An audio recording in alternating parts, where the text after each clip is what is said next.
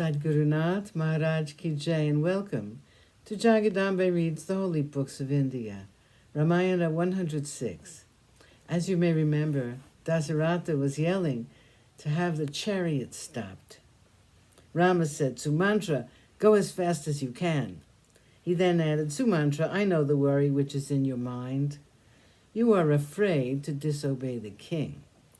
When you get back, if he asks you why you did not obey him, tell him that because of the noise made by the people, you were not able to hear his words.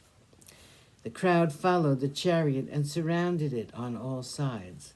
As for the king, he stood leaning against the doorway, trying to follow the chariot and Rama with his eyes.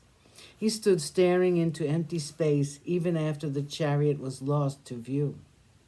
The king would not leave the spot where he stood with his eyes set on the path which Rama's chariot had taken. Even the dust had settled down, and Rama had gone beyond the range of his vision.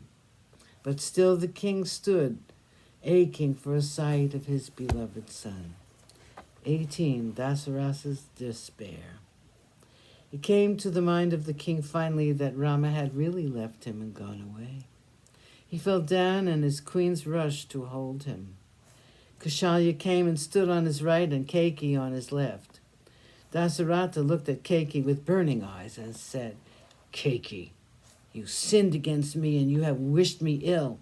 I do not consider you my wife any longer. Do not touch me. I cannot bear it.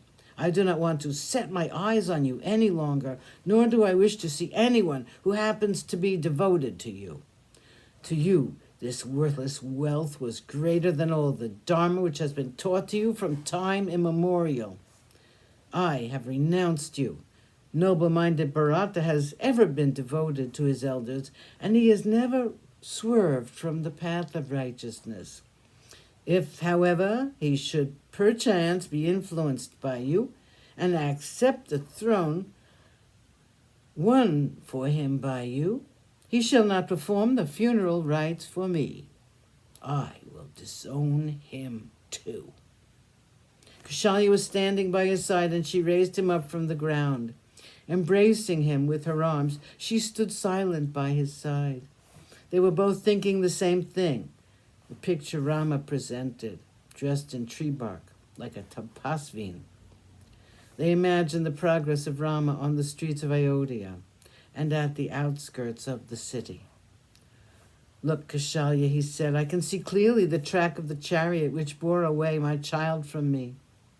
He is lost to my sight. He will spend the night on a bed made up of twigs and leaves. The rishis in the forest will have the thrill of being with this child of mine who has been abandoned by his father. Janaka's daughter, who is as delicate as a flower, will now walk on the ground, and thorns will hurt her dainty feet. That child with the eyes of a deer will be frightened by the wild animals in the forest. Even their roar will make her tremble with fear. Keiki, I hope you are happy now.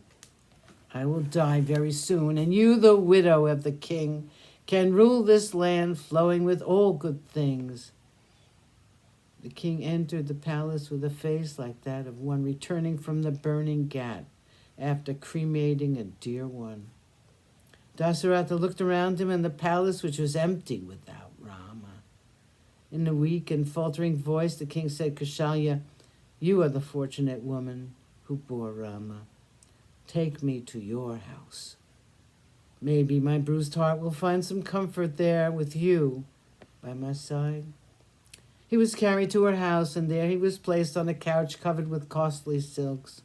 To him the world seemed empty like the sky without the moon. Rama had gone, and with him Lakshman and Sita. He wept loudly, with both arms lifted to the skies, and cried, Rama, you have left me, and you have gone far away from me. Fortunate indeed will be those who live to see you come back. I would have gone long before that. I'm certain of that. They sat together all through the night. Sleep had abandoned them, and they sat talking about Rama, and only about Rama.